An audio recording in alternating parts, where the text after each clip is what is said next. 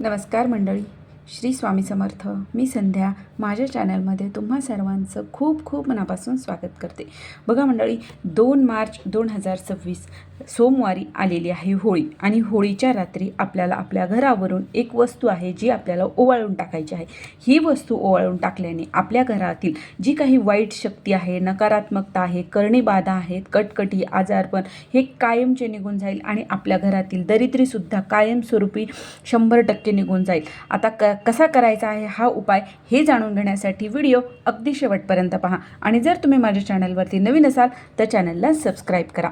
तर बघा मंडळी, होळीचा दिवस हा अतिशय महत्त्वाचा मानला जातो. मग तो घरातील दुःख, संकट, निगेटिव्हिटी बाहेर काढण्यासाठी असो, धनप्राप्तीसाठी सुद्धा खूप महत्त्वाचा असतो. आणि जेवढा महत्त्वाचा दिवस असतो होळीचा, तेवढाच महत्त्वाचं ही होळीची रात्रसुद्धा मानली जाते. तर बघा, आपल्या घरामध्ये जर सततचं आजारपण होत असेल, कटकटी होत असतील, घरातील काहीतरी सतत काहीतरी अडचणी निर्माण होत असतील, आर्थिक संकट असो किंवा मानसिक असो किंवा करणी बाधा आपल्या घरावर झाली असं आपल्याला वाटत असेल, तर अशा वेळेस तुम्ही हा उपाय नक्की करायचा आहे. याचा फायदा आपल्याला नक्कीच होणार आहे. आणि बघा, जरी घरामध्ये सर्व काही ठीक आहे, सर्व आनंदी वातावरण आहे, तरीसुद्धा कोणाची नजर आपल्याला लागू नये म्हणून सुद्धा तुम्ही हा नारळाचा उपाय नक्की करू शकता. तर त्यानंतर बघा, आता जरी आपण स्वतःचं घर असलं तरीसुद्धा हा उपाय करायचा आहे आणि जरी आपण रेंटनं राहत असलो तरीसुद्धा हा उपाय आपल्याला करायचा आहे. तर यासाठी आपल्याला एक नारळ घ्यायचा आहे, अख्खं नारळ घ्यायचं आहे आणि त्या नारळावर आपल्याला शेंदूर आणि त्रिशूल काढायचं आहे. बघा, हे नारळ आपल्याला पाणी असलेलं नारळ घ्यायचं आहे आणि त्याच्यावर आपल्याला शेंदुराने, कोरडा शेंदूर करायचा, ओला करायचा नाही, कोरड्या शेंदुराने आपल्याला त्रिशूल काढायचं आहे. आणि नंतर ते नारळ आपल्याला हातामध्ये घ्यायचं आहे आपल्या, आणि शेंडी आहे ती समोर करायची आहे.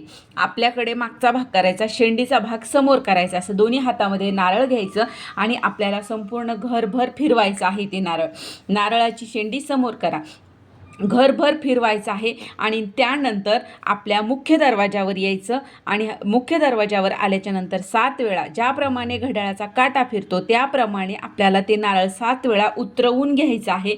आणि नंतर ते नारळ तसंच आपण घरात न येता 7 वेळा उतरवून झाल्याच्या नंतर डायरेक्ट होळी जिथे पेटलेली असेल तिथे जायचं आणि होळीकडे आपल्याला पाठ करायचे आहे आणि समोरून मागे होळीमध्ये आपल्याला हे नारळ टाकून द्यायचं आहे. अशी गोष्ट करायची आहे. त्यानंतर तुम्हाला तिथे काहीही करायचं नाही, अतिशय साधा सोपा असा उपाय आहे.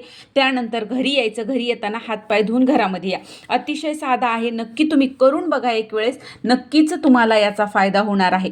बघा, होळीच्या अग्नीमध्ये आपण आपले सगळं वाईट, करणी बाधा, नकारात्मकता, आपल्यातील जी काही अवगुण आहेत त्या सर्वांची आपल्याला होळीमध्ये टाकून त्यांची होळी करायची आहे. तर हा उपाय खूप प्रभावी आहे. नक्की तुम्ही सर्वांनी एकदा करून बघा, याचा तुम्हाला अनुभव नक्की येईल. तर ही छोटीशी माहिती होती. होळीच्या दिवशी हा नारळाचा उपाय मला तुमच्यापर्यंत पोहोचवायचा होता. जर तुम्हाला हा व्हिडिओ आवडला असेल तर व्हिडिओला लाईक करा, जास्तीत जास्त लोकांपर्यंत हा व्हिडिओ शेअर करा आणि माझ्या चॅनलला सबस्क्राईब करा. श्री स्वामी समर्थ.